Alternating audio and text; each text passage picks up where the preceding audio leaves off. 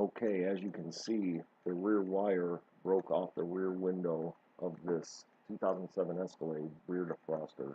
What I'm going to attempt to do is tin the metal on the wire itself and tin the window with solder first. As you can see I'm doing here. The whole trick to this is your soldering gun has to be very hot.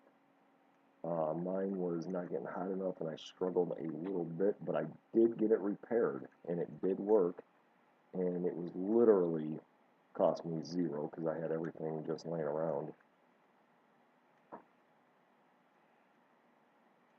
Here I am, I'm soldering the window itself. It already had a little metal piece, a little solder on there. It was really easy to do.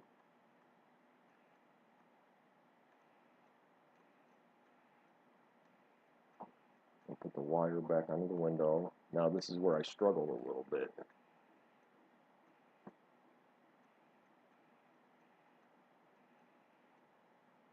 I was having a problem holding it there and getting it hot enough. If my gun would have been hotter, this would have been a lot quicker, a lot easier. With the big trigger style handle soldering gun, you can get this done a lot quicker, but it still worked and it was really turned out really nice, so can't complain. Just took me a minute.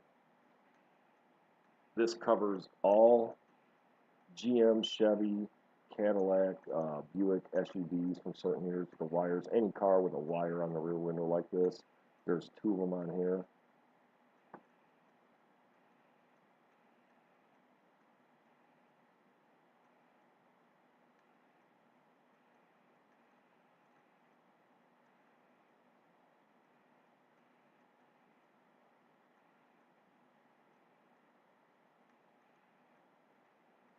Like I said, it took me a second to get it right, but it did end up working.